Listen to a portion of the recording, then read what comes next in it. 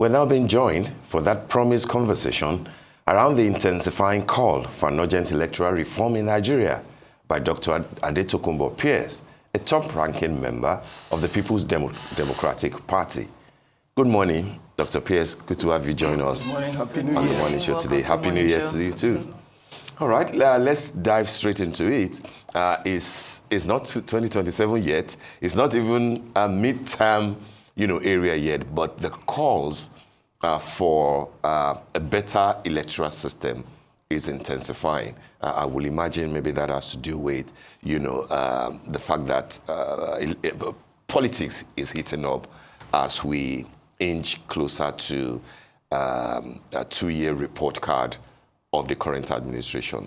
Why do you think that these calls are important at this time? At the heart of it is the yet to be implemented Justice Uwe's panel's report on electoral reforms in Nigeria. What are your personal thoughts, and will these thoughts reflect what the PDP is thinking?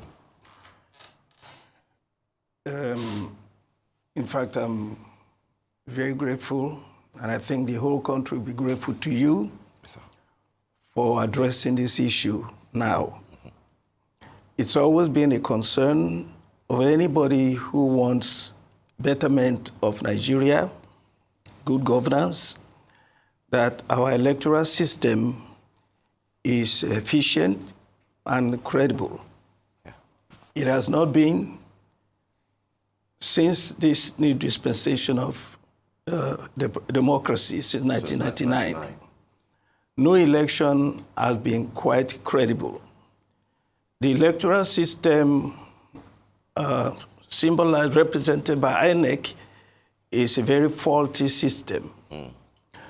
Because in a situation where you have a president of a country who is a politician seeking re-election or election, being the one appointing the INEC chairman and the INEC commissioners, evidently, it is self-evident that the system cannot be free and cannot be fair. There's always been a concern. I was looking through my papers as I got prepared to come here. I remember in 2022, as we were getting close to the 2023 elections, we had a press conference addressing this issue with INEC. Before that election, we were looking at what happened before the 2019 election. There were 1.3 million uncollected PVCs in Lagos State alone. Then people were saying, voters were saying, so many of us have not even received our voter's card. That's not to say the ones that were not collected. Some have not even been given. So 4 million people registered online and offline, and they were expecting their PVCs. 6 months before the election, 3 months before the election, only 1% of those people had their PVCs. So the system is totally broken. This last 2023 election, only 31% of the votes came in, and INEC announced a winner. I mean, it's obvious there's a serious problem. And the problem, so the government itself is not credible because the election that brought the government into place is not credible. You said only 31% of the votes came in? Yeah. Or only 31% of the population of the registered voters voted? No. Only 31% of the votes had come in to INEC when INEC announced.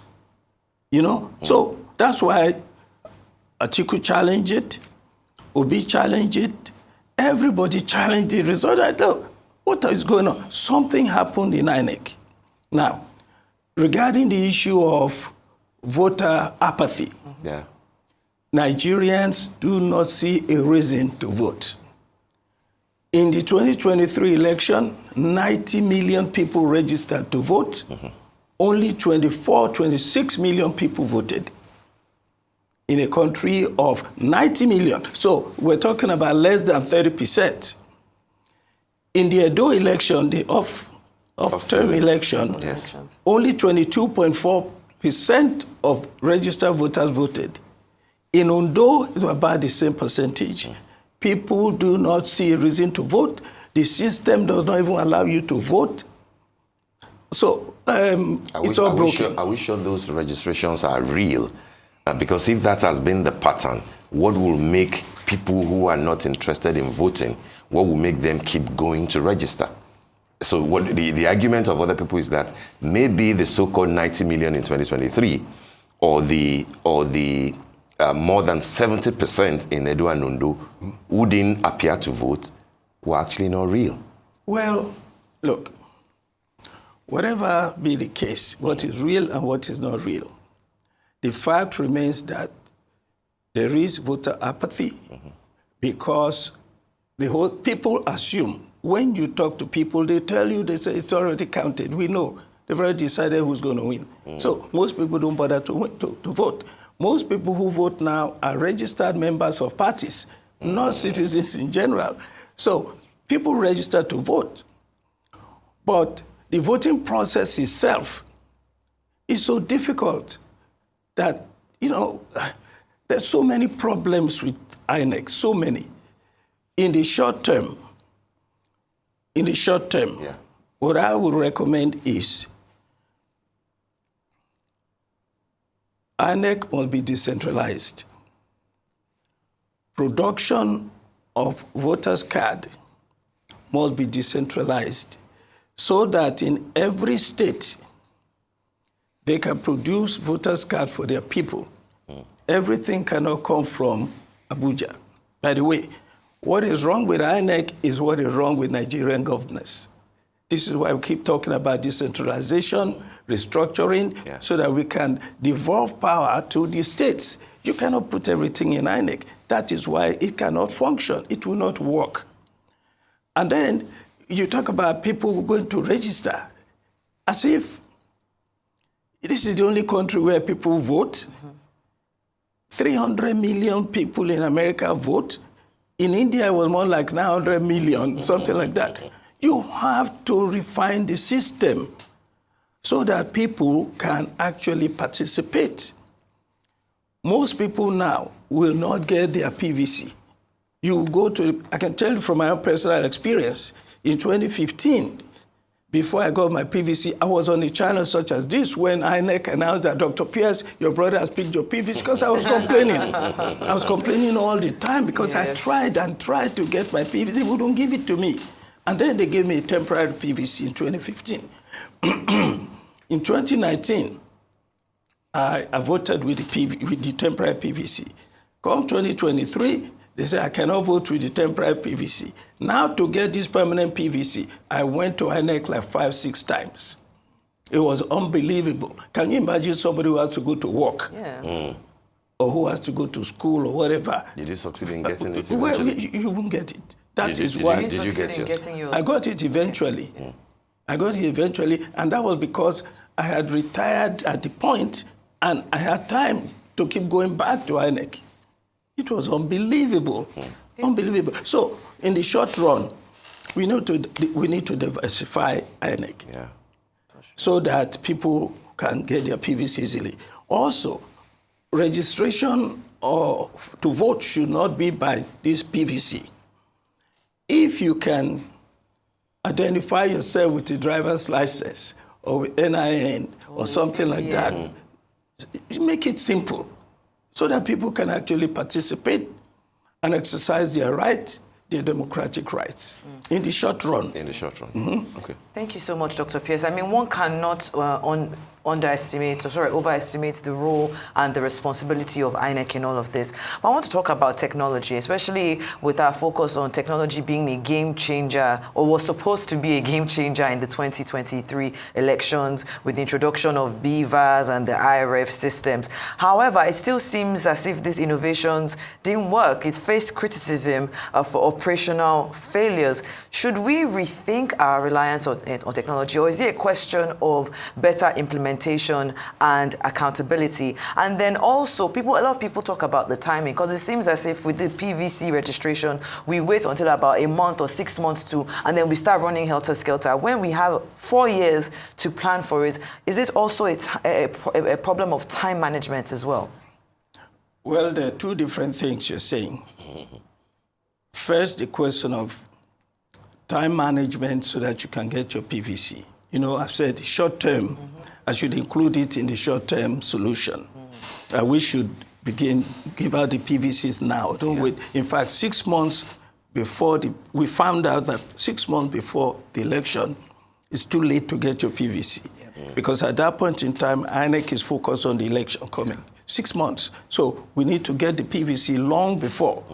But more importantly, in the short term, we also need to be able to get the PVC without having to go to register with, for the PVC. You should be able to use other IDs to get it.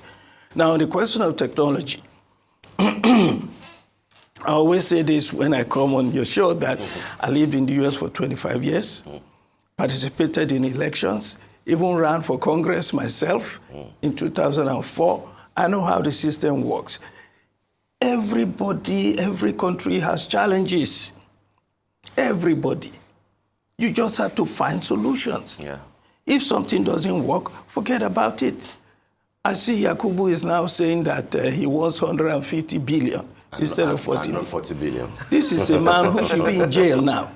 Oh. For what he has done in 2019, what he's done in 2023, the whole thing is a sham. What is he using the money for? The technology does not work. It does not work, and it's not totally unnecessary. America, with all its technology, do you know how you vote? Yeah, but that's the distinction that I'm trying to say. Yes. Because you're saying technology doesn't work. Is it that it doesn't work, or is it that the people behind it who are supposed to be in a supervisory role, for example, uploading the results, because that was one of the things that a lot of Nigerians were perplexed about in the 2023 elections. We should be able to see these results live as the votes are being counted. Look, again, these two different things. They kind of converge. First, the question of electoral integrity. Integrity on the part of those who conduct the election. When you go to vote, the results that come out of the voting poll, the voting booth, should be taken directly to the center where you put it all together, collation center. Yeah. What happened in Edo is a good example of the problem you're talking about. Some results came out of the polling units. By the time the results got to the collation center, the INEC officials at the collation center who have been compromised, they changed the whole result. So it's all fraudulent. So that's the human factor. That's a problem. But you see, technology is only as good as what the humans make it. Yeah. That is why no technology in Nigeria would work until we get the proper type of technology. That's why I want to use the example of the United States. Yeah. And you know, and I know, that if you are talking about corruption and complexity in terms of forgery and so on, nobody can beat the United States. We are just babies here in Nigeria. So the only way they get it right in the United States is because they do what is right to make sure that people obey the law. Yeah. That's all. It's law enforcement. Okay. The technology here is too convoluted, is too complex, and it is meant to deceive and to cheat. Therefore, we don't need all that technology. In the United States, how do you vote? There's one machine. Maybe it's changed now. I've been here over 10 years now.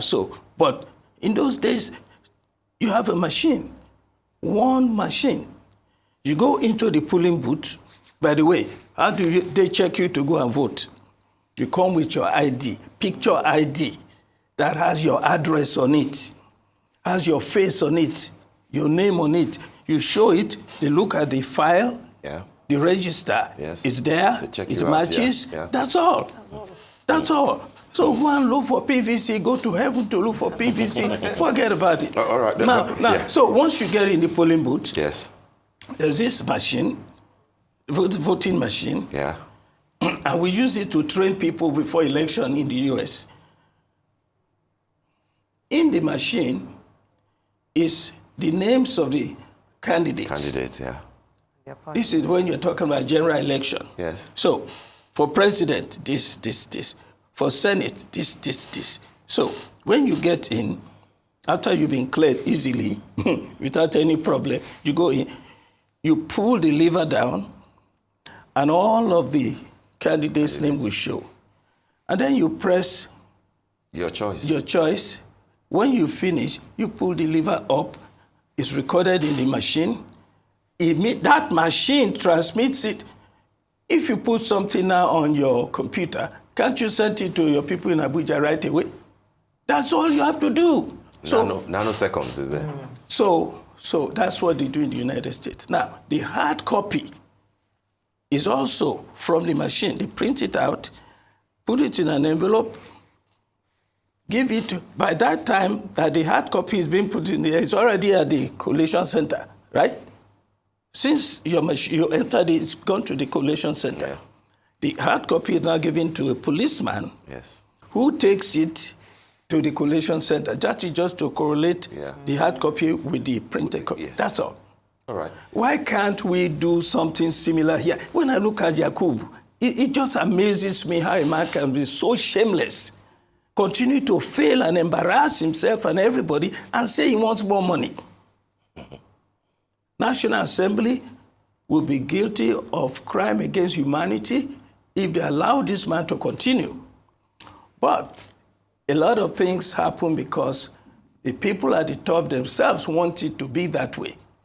Again, if the president, and I'm not talking about just Tinubu now, any president, one of the reasons why I support Adetokunbo, because he agreed that if he was president, he would separate himself from the appointment of National INEC chairman.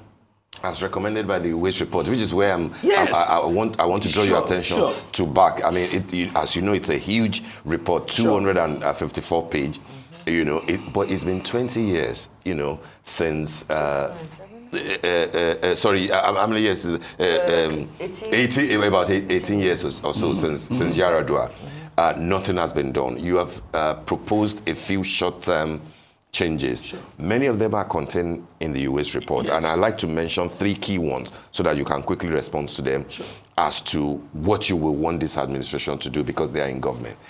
Part of the proposition was that there should be a single day for state and National Assembly elections, and it should come 2 years after the presidential election so that you don't appoint the president and the lawmakers at the same time.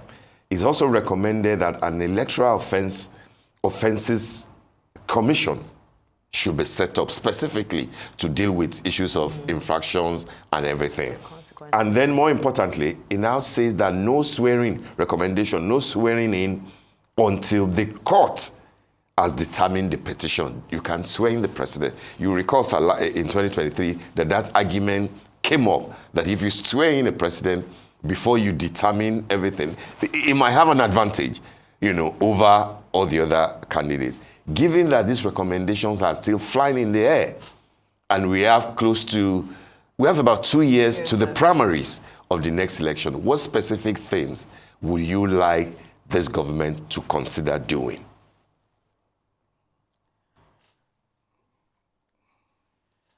I'm glad we have an opportunity to talk about these things.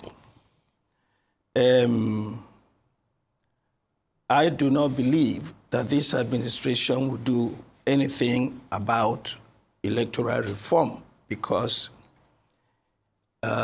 it's in its interest. It has been to its advantage for things to be the way they are.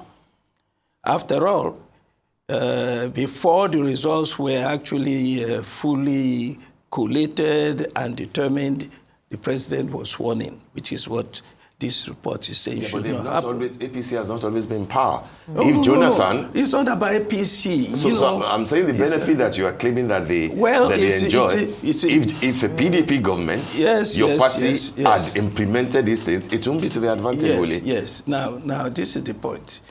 This is the reason why I was supporting Atiku because of the reforms. No, this is the truth. This is the reforms.